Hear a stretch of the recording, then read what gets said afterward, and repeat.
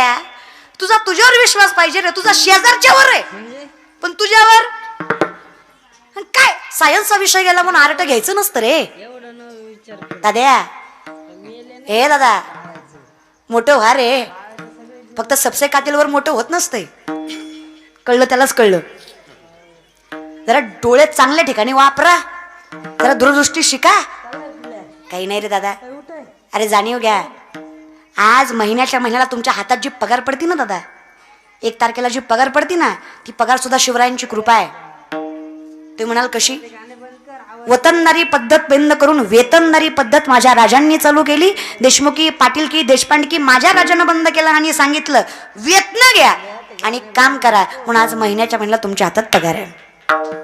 याच्या पलीकडं आज सातबाऱ्यावर जे आपलं नाव आहे ती सुद्धा राजांची कृपा. पहिली शेतीची मोजमापणी शिवरायांनी केली. 7 काड्या 12 हात, ज्याला सातबारा म्हणला जातो. आणि या मोजमापणीमुळे प्रत्येकाला प्रत्येकाची जमीन मिळाली. आणि एका वाक्यात सांगू का, आज शिवराय नसते तर सातबाऱ्यावर आपली आपल्या बापाची नावं नसती. हे एका वाक्यात. हे त्यांच्यामुळं. आम्ही हा विचार कधीच केला हे कसं घडलं, काय कसं, किंवा कुठल्या पद्धतीने घडलं, हे सोपं होतं का? मुठभर मावळे हातामध्ये होते, जमलं असतं का? कसं जमलं? ताकदेपेक्षा बुद्धीचं बळ कधीही मोठं असतं. तुकोबारायांपेक्षा मोठे मोठे ज्ञानी आहेत, रामेश्वर भट्ट, बंबाजी बुवा, तरी सुद्धा तुकोबारांच्या चरणावर मस्तक ठेवतात. त्याचं कारण ज्ञान आहे रे दादा. आणि हे ज्ञान मिळतं कुठून? फावे तया, जिथून मिळालं ते ही संत मंडळी. ज्याला मिळून सुद्धा ज्यांनी राखलं नाही त्याचं कारण कल्पनेची, कारण त्यांना वाटलं हे माझं आहे, मी कोण आहे हे समजून घ्या. मग तीर्थयात्रेला निघाली आणि जाता जाता जागेवर आलात का तुम्ही? जागेवर आलात का? फिरत जा पण येत जा. आलात का? 2-3 आले ती, बाकीच्यांचं बघू पुढे येतेली जरा, पण पुढं तरी गाठा आम्हाला महाराज बरं का. तर ज्ञानोपर आहे आणि नामदेवराय तीर्थयात्रेला निघाले. अडगावकर हा निघाले हा, तुम्हीच निघाले. लक्षात आहे ना तुमच्या? मग अशी सांगत होतो आपण, हा तुमच्यावरच कीर्तन करणं, हे काही येडे येते याचं काय, ह्यांच्या तोंडाकडे बघून कीर्तन करू वाटत ना मला. तुमचं तोंड तरी चांगली येते महाराज बरं का. खरंच काय लोकांच्या तोंडाकडे बघून कीर्तन करू वाटत नाही. असली नाश्त्या कांद्याकडे वाजत्यात. फोडली गवरी तैसे तिसे तोंडावरी, गौरी फुटल्या ग तोंड करत्या ती, संत म्हणतात, मी नाही महाराज बरं का. काय करावं यांच्या तोंडाला? अरे काय दुःख दिलं रे देवानं तुम्हाला, काय वाटोळं केलं? माणसं एक दुःख लय कवटाळून बसतात, देवानं मला लय तारास दिला आणि माझंच लय वाटोळ. ह्या बाया तर लय बोलतात तसलं. काय दुःख आहे तुमच्या वाट्याला? मला आता कळू तर द्या बरं, काय दुःख आहे? काय फार दुःखी आहेत आपण? एवढं का तोंडावर, एवढं का तुमचं दुःख आहे? काय दुःखी आहे तुम्ही? काय परमात्म्याने वाटोळं केलं सांगा? राजा हरिश्चंद्र सोन्याच्या सिंहासनावर बसायचा, सोन्याचा मुकुट घालून बसायचा. पाणी मागितलं तर 100 माणसं पळत द्यायला यायचे. त्याची बायको तारा राणी राजाची राणी होती. त्याचा पोरगा रोहिदास, विश्वामित्राने राज्य मागितलं, दिलं. त्या राज्यात 3.5 तोळं सोनं कमी पडलं. किती तोळं? 3.5 तोळं सोनं कमी पडलं. राजा हरिश्चंद्र स्वतःच्या बायकोला लेकराला घेऊन काशीच्या व्यापारामध्ये स्वतःला विकायला निघाला. मी दुःख सांगते तुम्हाला. सोन्याच्या सिंहासनावर बसायचा, कपड्यासहित फक्त निघाला, सगळं त्याग केलं. कुणाला? विश्वामित्राला दिलं. प्रजेला सांगितलं जो बसलाय तो राजा आहे, मी आता कुणीच आहे. त्या कपड्यावर निघाला. माणसं म्हणतात देवाने मला काही दिलं नाही. आहे त्या कपड्यावर निघाला बायको लेकरासहित. विश्वामित्राने भास्कराला सांगितलं, सूर्याला, जेवढी तुझ्या ताकद आहे तेवढा प्रखर हो. असा प्रखर झाला सूर्य की क्षणात दगड सुद्धा विभंग व्हायचा, तडकायचा. 2 भाग व्हायचे दगडाचे. किती क्षणात? एका क्षणात. एवढा प्रखर झाला सूर्य. अशा प्रखर सूर्याच्या प्रकाशात ते निघाले. तेवढ्या उष्णतेत, घामोघाम, पोटात भूक लागली आहे, तहानेनं जीव गेलाय, पाणी नाहीये. लोक म्हणतात माझ्या वाट्याला फार दुःख आहे. समोरून एक ब्राह्मणाचं कुटुंब आलं जे विश्वामित्राने स्वरूप घेतलं होतं. ब्राह्मणाची बायको आणि त्यांचा मुलगा, सेम ह्या तिघांसारखे. ब्राह्मण म्हणला, राजा हो, पायात पायतान दिसतंय तुमच्या, चपला आहेत तुमच्या पायात, आमच्या पायात नाही येतो, फार ऊन लागतंय, खूप पाय पोळतायत. देता का? हरिश्चंद्राने पायातली चप्पल दिली, तारा राणीने तिच्या पायातली चप्पल त्याच्या ब्राह्मणाच्या बायकोला दिली. पोरगाला सांगावं लागलं नाही, पोराने पटकन आपल्या पायातली काढली आणि त्या पोराला दिली. शुद्ध बीजा फावे तया. समजता ना? हे तिथून आलंय, सांगावं लागलं, मूळचं आहे ना. बिना पायतनाचे तिघ उन्हात अनाचे. पुढं आले तो, पायाला भूक लागली, तहान लागली, कशी तरी काशीच्या बाजारात पोहोचले. काशीच्या बाजारात तिघ स्वतःला विकतायत. घेता का आम्हाला, घेता का आम्हाला? कोण आहे? राजा हरिश्चंद्र आहे. मला विकत घेता का म्हणून विनवणी करतोय. पहिलं गिराईक लागलं तारा राणीला आणि गिराईक लागलं वेश्येचं. वेश्या म्हणली, एवढी सुंदर स्त्री आहे, ही जर माझ्या धंद्यात आली तर माझा धंदा दुपटीनं चालेल. म्हणेल तेवढे पैसे व्यापाराला दिले आणि तारा राणी घेतली. स्वामीच्या चरणावर मस्तक ठेवतीये. स्वामी, आता पुन्हा भेटेल न भेटेल या जन्मात माहित नाही, पण बघा ना, काही जमलं तर करा ना. आयुष्यभर तुम्हाला सोडून कधी कुणाकडे पाहिलं नाही देवा. एवढं मोठं पतन माझ्या हातून घडू देऊ नका. हे वेश्या मला बाजारावर बसवणार नका हो. विचार करून अंगावर काटा येतोय. नको स्वामी, बघा ना काही जमून. आता नाही, आता नाही. एकदा शब्द दिला की दिला. शब्दाला पक्के होते हरिश्चंद्र. राजाची राणी जी सोन्याच्या काटाने भरलेली वस्त्र नेसायची, राजाची राणी जी प्रत्येक प्रजेवर सत्ता करायची, जिला रोज सौंदर्य प्रसाधन, अरे हस्तिदंत म्हणा, चंदनाचा सुगंध म्हणा, असली सौंदर्य प्रसाधनं होती. सोन्या चांदी हिऱ्या मोत्यानं नडलेली मडलेली तारा राणी वेश्याच्या बाजारात बसायला निघाली. तिकडून एक ब्राह्मण आले. त्या ब्राह्मणाने ओळखलं की तारा राणी ना फार सेवा करायची संतांची. ब्राह्मण आले की परमात्म्यासारखी सेवा करायची, सात्विक भोजन घालायचे आम्हाला, हिच्या हातचं मीठ खाल्लंय आम्ही, पण ही वेश्येकडे कशी निघाली? आईसाहेब, तारा राणी ना तुम्ही? बापाच्या गळ्यात पडावं तशी तारा राणी त्या ब्राह्मणाच्या गळ्यात पडली. बाबा, एवढ्या पापातनं वाचवा हो. माझ्या नवऱ्यानं विकलंय मला, त्याची चूक नाही हो, शब्दाला पक्का आहे तो, पण वेश्येच्या बाजारात नेऊन बसवते ही मला. काहीतरी करा ना. स्वतःच्या आयुष्यातली सगळी जीवनपुंजी त्या ब्राह्मणाने त्या व्यापाऱ्याला दिली आणि तारा राणी विकत घेतली. सांगितलं, आजपासून मी तुझा धर्मबाप, तू माझी धर्मलेख. काही नाही करायचं, फक्त माझ्या घरी आलेल्या ब्राह्मणांना सात्विक भोजन खाऊ घालायचं, जे तू तुझ्या राजवाड्यात खाऊ घालायचीस. आयुष्यभर तुमचे उपकार फेडणार नाही असं म्हणत तारा राणी निघाली. 5 वर्षाचा रोहिदास मोठ्याने टाहो फोडतोय. बाबा, आई कुठे चालली? बाबा, आई कुठे चालली? बाबा, बाळा विकलं तिला. विकलं म्हणजे 5 वर्षाच्या लेकराला काय कळतं विकलं काय असतंय? पाठीमागे लागला तो. पळू नकोस, जाऊ नकोस आईच्या पाठी. नाही बाबा, मला तिला भेटू द्या. तुला सांगितलेलं कळतंय का? जाऊ नकोस आईच्या पाठी. नाही बाबा, तिला थांबवायला नाही जात. एकदा तिच्या पाया पडून येतो, पुन्हा भेटणार नाही म्हणलात ना तुम्ही. एकदा तिच्या पाया पडतो आणि माघारी येतो, बाकी काही नकोय बाबा. तुमची शपथ बाबा, थांबवणार नाही तिला मी. संस्कार, जिथं संस्कृती तिथे संस्कार नक्कीच टिकतात. हे ऐकून व्यापारातली सगळी माणसं ढसाढसा रडायला लागली. प्रत्येकाने थोडी थोडी जमापुंजी केली आणि त्या व्यापाऱ्याला दिली आणि सांगितलं, ब्राह्मण याला पण घेऊन जावा. अशी माय लेकराची ताटातूट करू नका बरं. राजपुत्र होता रोहिदास.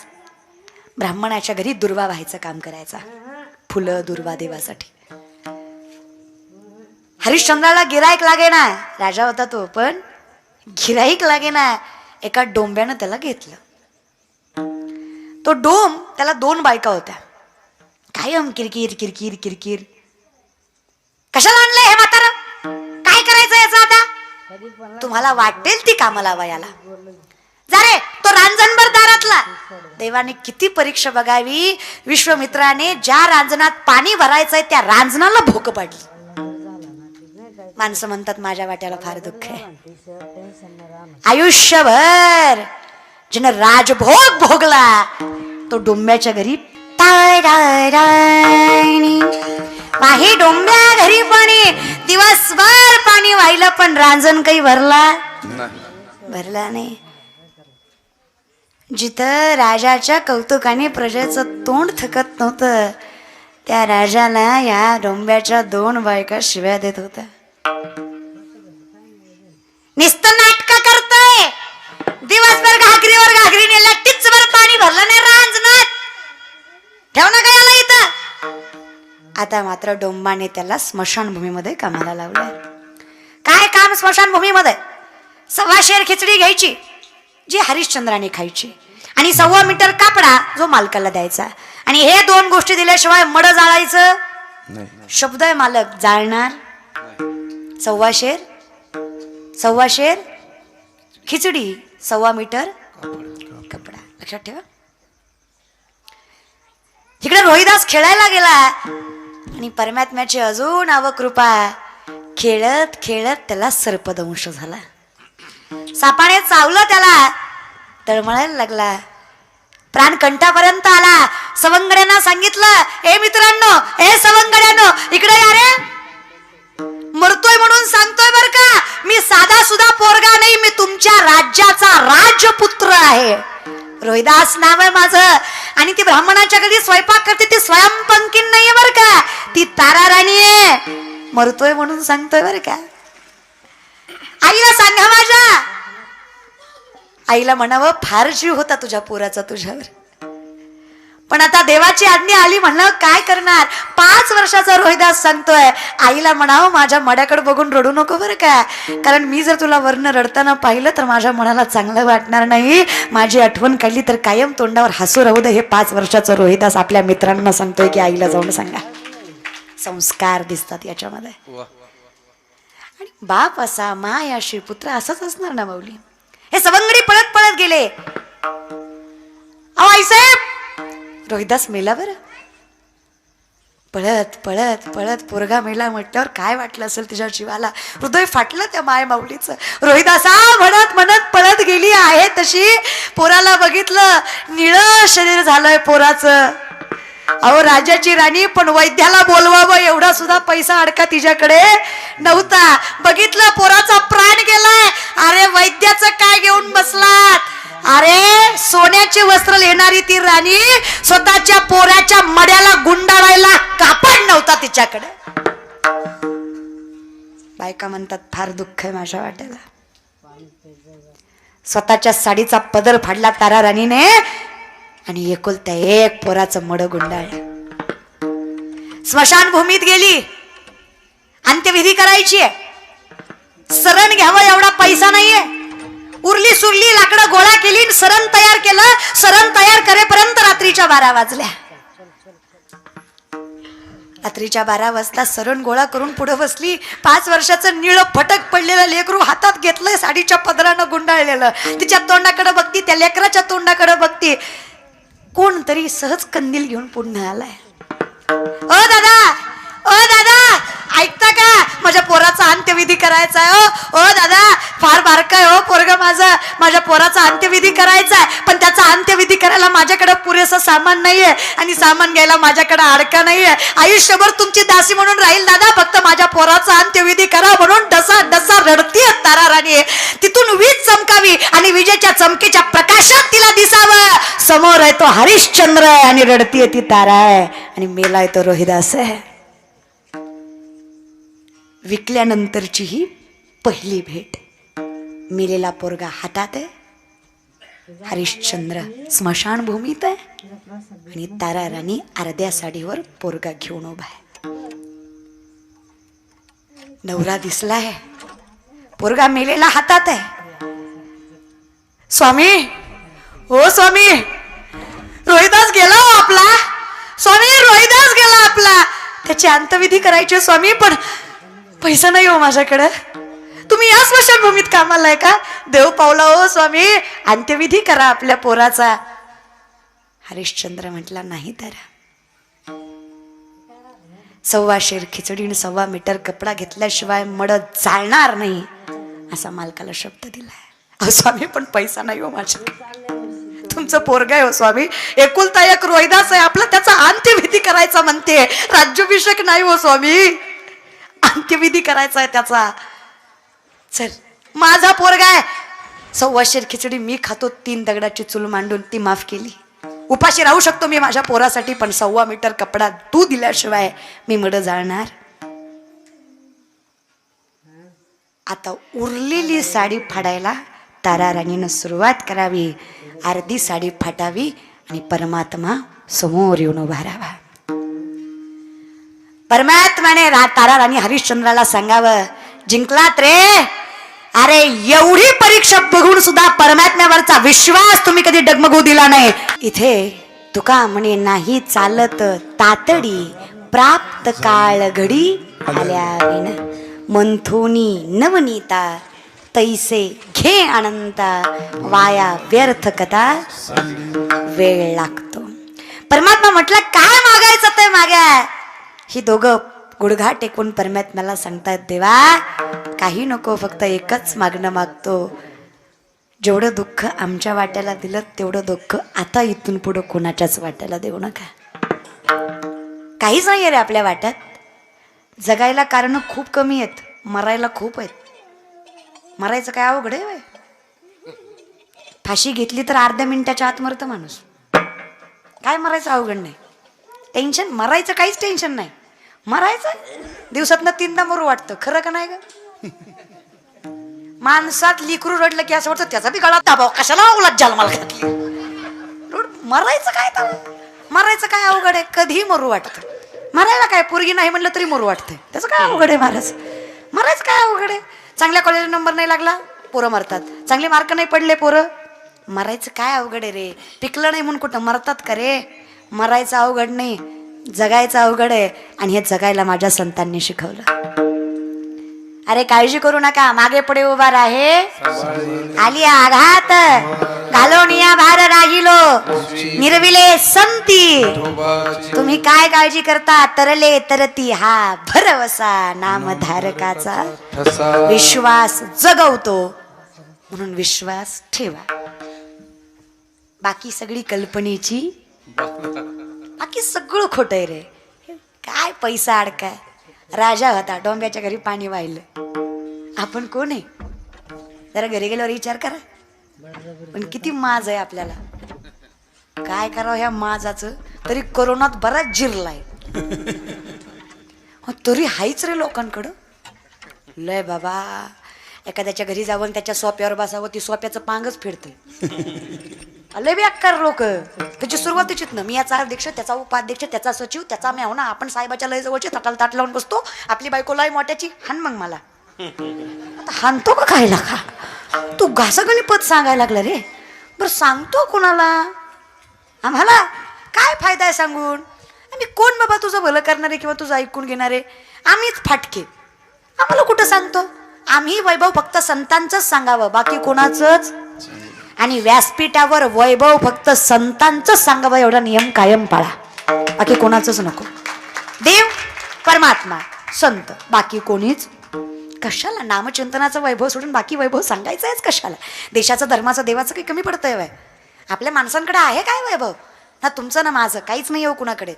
चला मग मी कोण आहे. अहंकार तर आम्ही करतोय, पण अहंकारामुळं न लागो राजसा माझ्या विष्णुदासा. अहंकारामुळे आमचं जीवन सुखी जात नाही. मग अहंकार करायला मी आहे काय. चला मग नामदेवराय आणि ज्ञानोबाराय तीर्थयात्रेला निघाले. सुरुवातीला निघालते, थोडं पुढं आलेत. हा चला बरोबर निघाले. मग चलत चलत चलत चलत त्यांना तहान लागली. ज्ञानोबाराय योगी आहेत. योगी यांचं योगी आहे, त्यांच्याकडे तपश्चर्याची ताकद आहे. पाणी फार खोलवर गेलं होतं. आता योगी कुणाला म्हणावं तर ज्याला कुंडलिनी शक्ती जागृत करता आली त्याला योगी म्हणावं. आता कुंडलिनी शक्ती म्हणजे काय तर 17व्या अध्यायामध्ये वर्णन करतात. माणसाच्या शरीरामध्ये 72,000 नाड्या. किती नाड्या. 72,000. 72,000 नाड्या, 24 नाड्या प्रधान, 3 नाड्या प्राणवाहक. इडा, पिंगला, सुषुम्ना यातनं माणसाचा प्राणवायू वाहतो. पूरक, रेचक, कुंभक श्वसनाचे 3 प्रकार. याच्यावर ज्याचा अधिराज्य आहे. 3.5 वेडेगाव असली कुंडलिनी शक्ती बेंबीच्या देठापासून षटशस्त्राचं भेदन करत भ्रमरंध्रात जाऊन मिळते. त्यावेळेस माणसाला समाधी लागते. समाधी लावणं म्हणजे श्वसनावर ज्याचं नियंत्रण आहे, जन्म मृत्यू ज्याच्या हातात आहे, याचं मूर्तिमंत उदाहरण म्हणजे ज्ञानोबाराय आजही जिवंत आहेत. फक्त ते जिवंत आहेत हे कळायला आपण जिवंत पाहिजे. कारण आपण मरून मेलेले आहेत. साधे सुद्धा नाही. तुका म्हणे कैसे आंधळे हे आपण अवघड आहे म्हणून आपल्याला संत सांगतात तिथे पोचलात आता कोठे धावे तुमचे चरण. कारण मनापासून हा अहंकार निर्माण होतो. हे स्थिर झालं की माणसाला कळतं की जागा इथं, याच्या पलीकडं मोठं कुणी नाही, आम्ही अगदी लहान पामर आहेत, आमची काय पात्रता आहे. मग हे कळेपर्यंत थोडं या बाधेपासून बाजूला राहा. महाराज कल्पना वाईट नाही, कल्पनेशिवाय संत नाही, भगवंत नाही, ग्रंथ नाही. वाईट बाधा आहे. भूत वाईट नाही. भूताचं काय तर त्याला शरीर नाही काय नाही त्याचं काय असते. वाईट फक्त भूताची बाधा. जी काढाय पुन्हा लिंबाचा पाला, लिंबू अर्धा, हनुवटी, ती बी आकार. त्या भूतापेक्षा ती भूत बी आकार जी काढते ती भूत. कळलं त्यालाच कळलं महाराज बरं का. भूत वाईट नाही हो, बाधा वाईट आहे. जे नाही ते दाखवतायत ते वाईट आहे. त्याच्यापासून थोडंसं लांब राहा. चल मग ज्ञानोपरा योगियांचं योगी योगी तोही करीती परिक्रमे त्यांना बंदीचं जे सांडलेले आहे संगती अहमभावाची. अहमभावना ज्याला स्वत्वाची जाणीव नाही त्यांना म्हणावं योगी. त्यांच्याकडे ताकद होती. विहिरीला पाणी नव्हतं, पाणी खोल होतं अगदी तळाशी आणि तहान लागली होती. सूक्ष्म झाले ज्ञानोबराय आणि पाणी पिऊन आले. नामदेवरायांसाठी घेऊन आले. वर आले नामदेवरायांना म्हणले पिया. प्रेमानं म्हणले असते नामदेवराय पिले असते, पण हे कसे म्हणले उपहास भावनेनं पिया. तुम्हाला नाही जमलं मी आणलं की नाही पिया. नामदेवराय म्हणले तुम्हाला काय वाटतं, तुम्ही मोठे नामीला आहे, तुम्ही योगी असलात तरी मी नामधारक आहे, तुम्ही पाणी आणायची काय गरज आहे. अरे आम्ही ज्याची लेकर आहेत ना तो एवढा दयावान आहे, मी आत्ता डोळे झाकले ना आत्ता त्याचं नाव घेतलं तर तो आत्ता पाणी घेऊन येईल. तुमची गरज. नामदारांनी डोळे झाकावे, पांडुरंगाचं चिंतन करावं, डोळे उघडावे. देव नाही समोर, ज्ञानोबरायच होते. नामदेवराय म्हणले देवा पार्टी बदलतो का काय का लगेच गुवाहाटीला गेला, थोडं थांब ना जरा. आपलं तसं ते चुकलं महाराज बरं का. लगेच पार्टी बदलतो रे, असं करायचं असतं का. आतापर्यंत तू नामधारकाचा होता ना, आता लगे योग्याचा झाला. ज्ञानोबराय म्हणले चुकतोय तुमचं नामदेवराय. काय चुकतंय, चिडू नका. काय झालं, मी कोण आहे. ज्ञानोबराय चुकताय, नीट बघा. मी कोण आहे. ज्ञानोबराय नीट बघा. मी कोण आहे. ज्ञानेश्वर विठ्ठल पंत कुलकर्णी. चुकतंय. अरे मग कोण आहे. मी कोण आहे. अवतार पांडुरंग, अवतार पांडुरंग, नाव ठेविले ज्ञानी. नाव फक्त ज्ञानोबराय पण अवतार कोणाचा म्हणजे मी कोण. मग मी आलो काय तो आला काय एकच आहे ना. ज्याला कळलं या ज्ञान भक्ती सहज बघतो एक वटला मज, तोची मीही केवळ तुझ श्रुतही आहे. तो कल्पनेची बाधा लावून घेत, कारण त्याला माहित आहे देव स्वभक्त चित्तरंजनम सदैव नंद नंदनम. हे ज्याला कळलं तो अहंकारही करून घेत, कारण त्याला माहित नाही मीच जर मी नाही, मीच जर तू आहे तर अहंकार करता कशाचा. आणि ज्याला माहित आहे की तू जर मी आहे तर फिरत बसायची गरज न लगती सायास जावे सुखे येतो घरा. मग ठाईच बैसोनी आवडी आनंद. मग ज्याला खोट कळतंय कल्पना ही बाधा आहे, कल्पनेशिवाय सुखी आहोत, अहंकारामुळे त्रास आहे, अहंकाराशिवाय सुखी आहोत, हे ज्याला कळालं त्यासाठी नामदेवराय म्हणतात ज्याला कळालं त्याच्यासाठी. आता अहंकार लागतो कुणाला. राजस. राजस म्हणजे लाडावलेला. विष्णुदास कसे असतात लाडावलेले, कारण त्यांना सगळं देव देतो ना. अगदी तुका म्हणे घालू तयावरी आणि वा संसार राजयाची कांता मनाची जोगे. सगळं मिळाल्यामुळं लाडवतो आणि लाडवला की अहंकार लवकर येतो. पण हे जे राजस आहेत लाडवलेले, अरे लाडवलेले हरिदास सोड, साधे भाविक भक्त. भाविक म्हणजे माळकरी नाही तरी वारी करतो भाविक. ह्यांना सुद्धा अहंकार लागता कामा.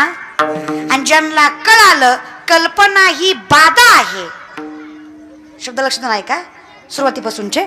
ज्यांना कळालं कल्पना ही बाधा आहे ती संत मंडळी सुखी आहे, आणि ज्यांना लागली त्यांना मात्र ही संत मंडळी सुखी असो. कळतंय ना भविष्य भूत वर्तमान. व्याकरण वाक्याचा अर्थ समजून घ्या. आता ज्याला कळालं की सुखी कसं राहायचंय ना अहंकारापासून बाजूला कसं व्हायचंय ते ज्ञान मूळचं आहे. ते मूळचं आहे ते आलं कुठून तर कुळातून आलं. मग आयुष्य मागितलं कुणाला? व्हावे तया कुणाच्या कुळाला? हरीचिया एकट्याला सकळा. कारण अभंग नामदेवरायांचा एकट्यासाठी मागणार महान आत्मा यस्य सहा इति महात्मा. ज्यांचं मनच मोठं आहे त्यांना महात्मा म्हणावं आणि ते महात्म्याचं स्वरूप म्हणजे जगाच्या हितासाठी त्यांनी देह झिजवावा. आणि मग नामदेवराय सांगतात ह्या सगळ्या हरीच्या दासाला आयुष्य किती शब्दशः घेतलं तर कल्पना करता येणार नाही एवढं, आणि शास्त्रशः घेतलं तर 1000 वर्ष म्हणजे एक कल्प. मग असा आपण विचार करू शकत नाही एवढं आयुष्य एकट्याला नाही. पुन्हा एकदा भविष्य वर्तमान भूत तीनही काळाला आणि सगळ्या कुळाला मागचं पुढचं चालू असलेलं. सगळ्यांना सुखी ठेव आयुष्य दे. पण हे घडेल कधी? काही काही माणसं म्हणले ताई आतापर्यंतचा एकही शब्द कळला नाही आता बोला, असे बी असते. सगळेच काय हुशार? ह्यातली 2-4 अशी त्याच्याला मगापासून आतापर्यंत काहीच कळलं नाही आणि ती कधीच मान्य करणार नाहीत की मला कळलं नाही. त्यांचे असं तोंड करणार सगळ्यात जास्त त्यांनाच कळलंय काय की. सुरुवातीला सांगितलं ना चूक मान्य करील. एक माणूस माझ्याकडे आला म्हणला ताई माझी बायको ऐकत नाही. म्हणलं कुणाचीच ऐकत नाही? तुझीच नाही जगात कुणाचीच ऐकत नाही. तो म्हणला माझी ऐकत नाही. म्हणलं नाही ना ऐकत. तसं नाही म्हणला तिला ऐकू येत नाही. म्हणलं ही वेगळं आहे. मी काय करू? डॉक्टरकडे जा ना. तो म्हणला तसं नाही ती डॉक्टरचं बी ऐकत नाही. म्हणलं म्हणजे? ते म्हणला तिला मान्यच नाही की तिला ऐकू येत नाही. मग तुम्ही तिला फक्त समजून सांगा की तुला ऐकू येत नाही, तो औषध उपचार कर तुला लवकर ऐकू येईल. म्हणलं मी एवढं करू शकते. तोपर्यंत तू एक काम कर, तिला कुठून कुठपर्यंत ऐकू येत नाही बघ तर मी घरी पोचते. काम लावलं आपलं बसल्या बसल्या मी त्याला. मग तो घरी गेला. त्यानं दरवाजा वाजवला. त्याच्या नातून दरवाजा उघडला. त्यानं दरवाजातनं हाक मारली. होय का कुठली भाजी केली? हिनं उत्तर दिलं. हा म्हणला हिला दरवाजापासून ऐकू येत नाही. मग सोप्याजवळ गेला. सोप्यापासून हाक मारली. होय का कुठली भाजी केली? हिनं उत्तर दिलं. हा म्हणला हिला सोप्यापासून बी ऐकू येत नाही. मग किचनच्या दरवाजाजवळ गेला. किचनच्या दरवाजापासून हाक मारली. होय का कुठली भाजी केली? तरी हिनं उत्तर दिलं.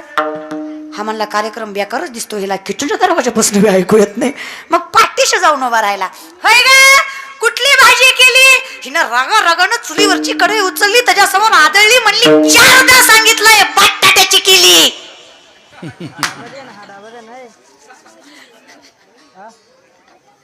कळलं त्यालाच कळलं. आडगावकर हे आडगावकर हे माय बापा कुणाला ऐकू येत नव्हतं? तिला. असंच आहे. आणि हे काय म्हणत होतं? असलीच आहेत तुम्ही. कळत तुम्हाला नाही तिला कळत नाही म्हणता. 20 वर्ष झालं याला ऐकू येत नव्हतं. त्या बिचारीनं जाणवं सुद्धा दिलं नाही की तुला ऐकू येत. पण ह्यानं कीर्तना कवपर्यंत बोबाटा आणला की तिला ऐकू येत नाही. जिंदगी अशीच आहे बघा. हा विनोद सोडा. चुकतं आपलं आपण चुकीचं देवाला समजतो. कर्म आपलं चुकतं आपण देवावर ढकलतो, संतांवर ढकलतो, भविष्यावर ढकलतो. माझ्या नशिबात काही नशिबाचं नशीब नावाची गोष्ट तुमच्या कर्मावर अवलंबून असते. भोग भोगावाच लागतो त्यात वाद नाही. पण जर उज्ज्वल भविष्य पाहिजे असेल तर ते हाताच्या माथाच्या रेषावर नाही. उज्ज्वल भविष्य तुमच्या कष्टावर तुमच्या निष्ठेवर अवलंबून असतं. हे कायम लक्षात ठेवा. म्हणून कष्ट करा तुमचं भविष्य उज्ज्वलच आहे. भविष्य खोटं आहे असं नाही. असतो प्रारब्धाचा काही भाग पुढच्या जीवनावर कार्यरत होतो.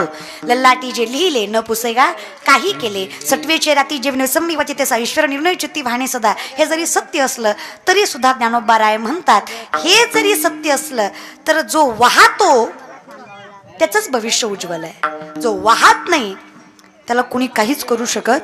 कुठलाच महात्मा, कुठलाच परमात्मा, कुठलाच संत, कुठलाच भविष्यकार काहीच करू शकत जर तुमची करायची दानत नाही. मग आम्हाला करायचं काय हे तरी सांगा म्हणजे आम्ही सुखी होऊ. तर मग करायचं काय तर ज्यामुखी निदान. आजपर्यंत काही नाही. आतापर्यंत सुरुवातीपासून काही नाही कळलं तरी हरकत. कसं असतंय चाळणीत चालून चालून चालून चालून बी काहीतरी चाळणीत राहतच. त्याला म्हणतात बुसकाट. आहे का नाही बुसकाट? बुसकाट पहिलं धान्य खळ्यात काढायचे. खळ धान्य कुठं पडायचं आणि बुसकाट कुठं पडायचं? कुठं पडायचं? बाजूला. तसं हे ज्ञानाचं खळ हे बघा. आता जे जमून बसल्यात ते धान्य आहे आणि जे इसकाटलंय